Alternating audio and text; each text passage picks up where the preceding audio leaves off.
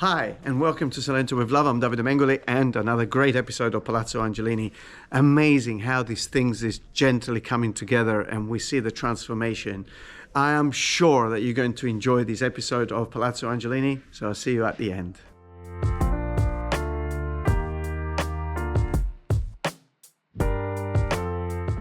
This will become an internal pool, and very important at this stage to determine the shape of it and how you're going to walk to it and potentially walk out towards the garden. Yeah, an incredible amount of work here in terms of bringing this to the level that it is now. Quite a few challenges with this project. This is one of them, the swimming pool. I think this project here, it's the one that brings up the best abilities in terms of bringing and stitching it all together.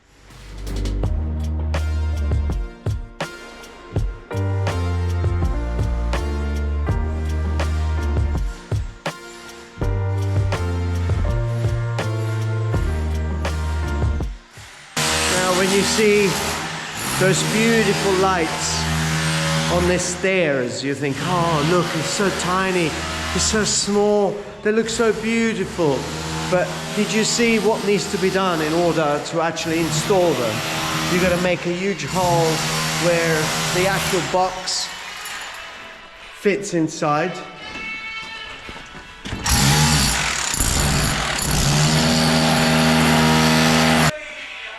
This is the box that needs to fit inside, and is actually embedded into the plaster, and then the cover goes over the top of it, and it's all in plaster, and everything, all the cables, everything happens inside this metal container. So when you see things like that, you think, yeah, I would like to have some lights on the stairs, but the level of work to achieve it. Thank you for watching my videos, but if you haven't become a subscriber yet, press the subscribe button, leave a comment. We always appreciate your comments. Thank you.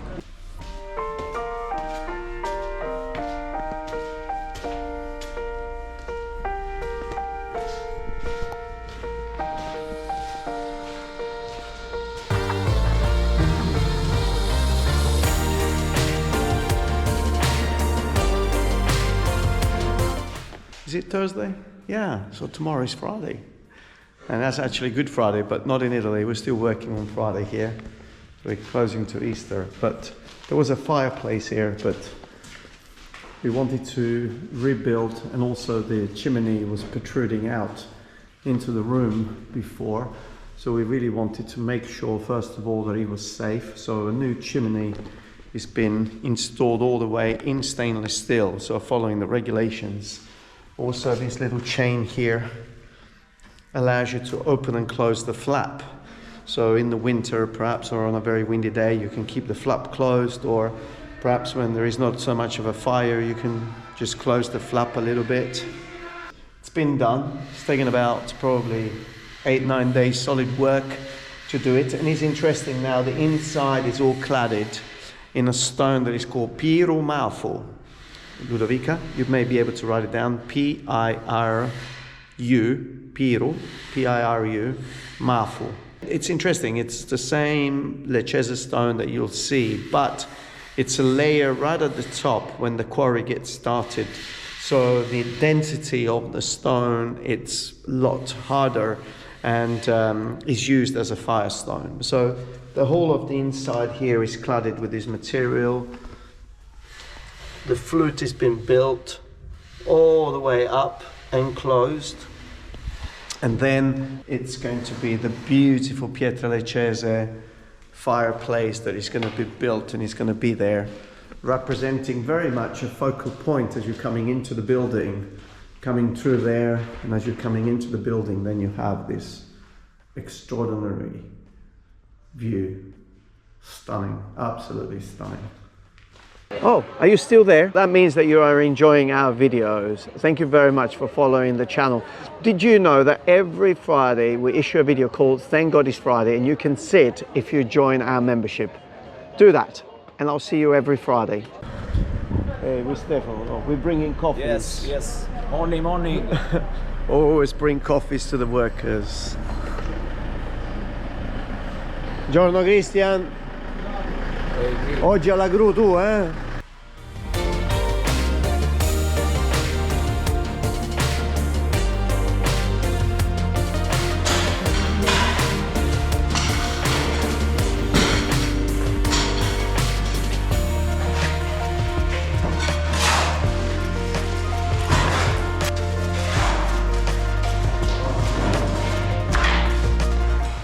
No matter what you do on these sites, you constantly produce rubble.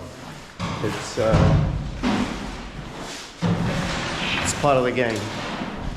I always say, you probably heard me saying this before, very important to use reputable companies and knowing that the rubble gets disposed properly.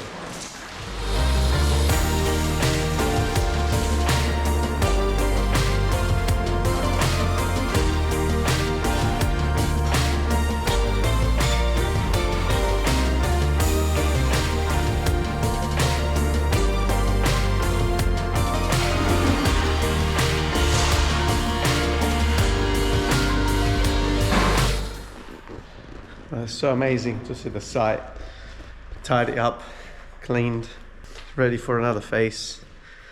Yeah, very important for me. Obviously, when you're working on a building site, it's impossible to keep it tidy. Remember, it's not a house, but it's important really to do as much as you possibly can to keep it in an order that allows you to continue to visualize the next step and the next stages. So now that we've gone through the entire process of plastering, and really I can say this was an incredible, just this first part of it was over 1,500 square meters. 1,500 square meters, yes. That's, I think, a large, I think that's 15,000 square feet, something like that. I think times 9, times 10 gives you the size.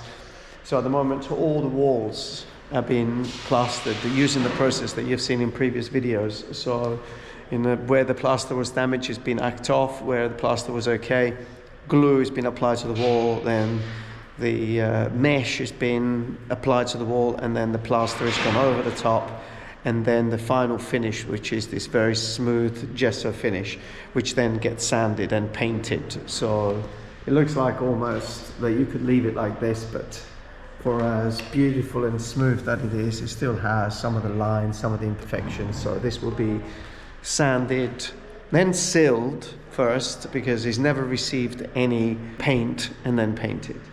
Now the next stage, now that we've got the site cleaned up, is to start tackling all the star-shaped ceilings. So putting scaffold up inside the rooms, they're all tidy and clean, and start dealing with every single star shape in the house. Some will probably be scraped, rubbed down, bringing out the original colors, all the colors.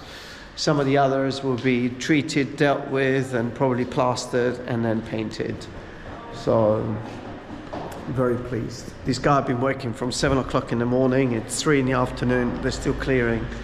4 guys been working full time today, clearing up the site. This room now, it's definitely a celebration of life.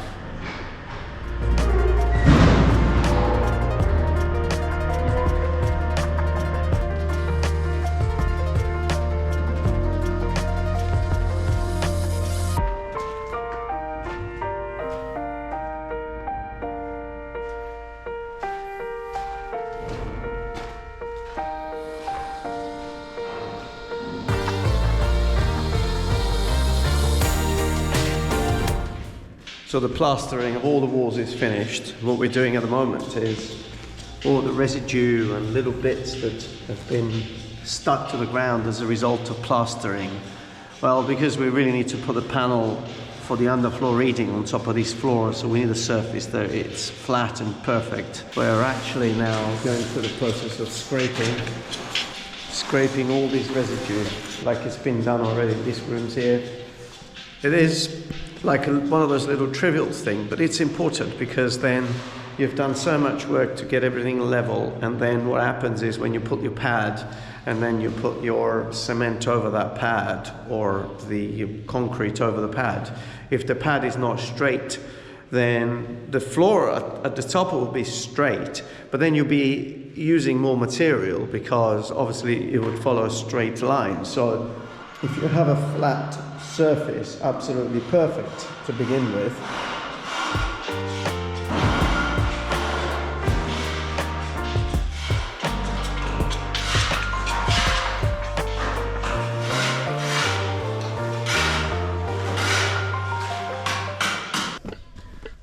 You probably remember in previous videos where I was mentioning having these beautiful step lights as you're going climbing up the stairs, and you think, yeah, I would like to add a little bit of lights onto my stairs, but the level of work that you got to do to actually achieve this is pretty intense, and also the quality of the elements that you put inside your wall is very important. I mean, you can pick up things that are very, very cheap, some Chinese made products, but on the other end, they're fitted inside a wall, and when these elements do die, then you're going to have some problems really, and you're always going to have something that doesn't work really 100%.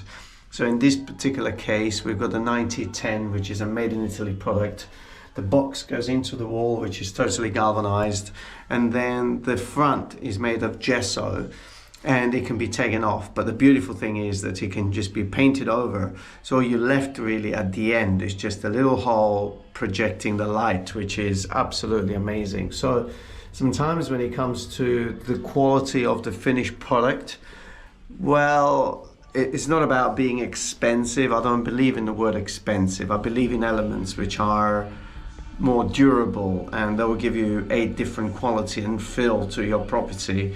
So it's worth pushing the boat out sometimes and having a product when you are refurbishing your house that just elevates the standard of quality and reduces also your maintenance over the course of the years.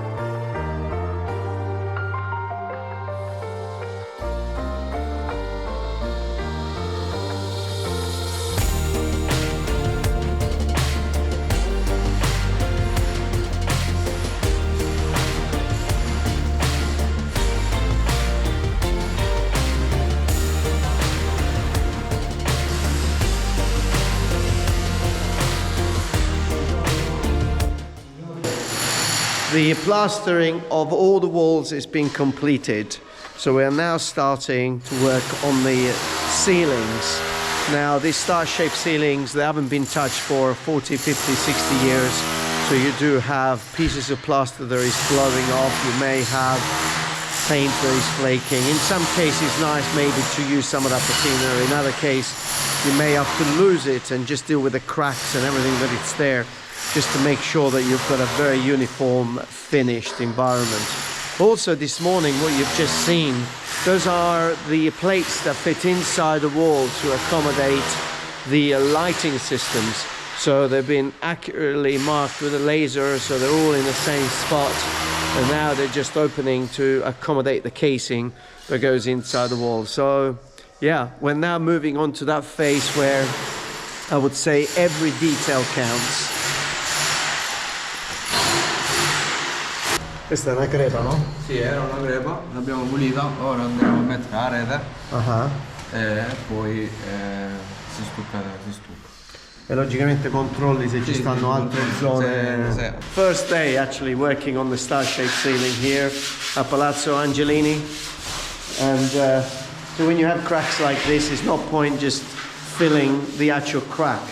You really need to hack off and take off everything that is around, everything that is loose. But even if it's not loose, you need to take it all off. And then only after you've done that, you can actually fill it, put the mesh, and then close it all back up again. Obviously, these little cracks are movements that the building is done over a period of 100, 200, 300 years. They are normal.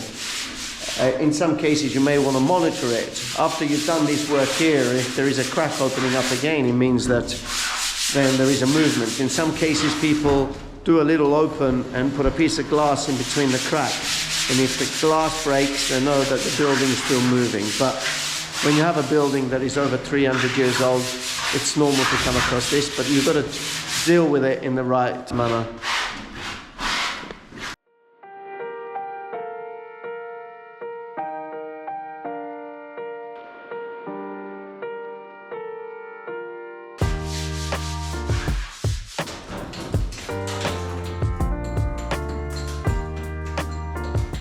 So also things to take into account, you know, you look at light sometimes and you think, oh yeah, they're beautiful, but the amount of work that needs to be done in order to fit them. Like you think, in this particular case, all the walls need to be cut precisely to accommodate the case that goes inside the wall. So also worth taking that into account. It could be days and days of work and actually in just fitting the boxes or the elements that are going to accommodate the lighting.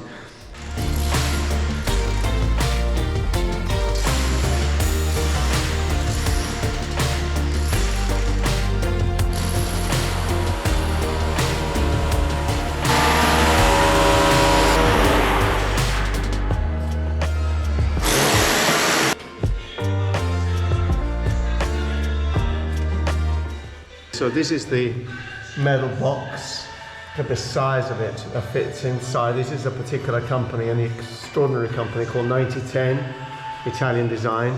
And then everything that goes over the top is made of gesso and then painted. So really the only part that is exposed is the part that you want to see where the light comes out.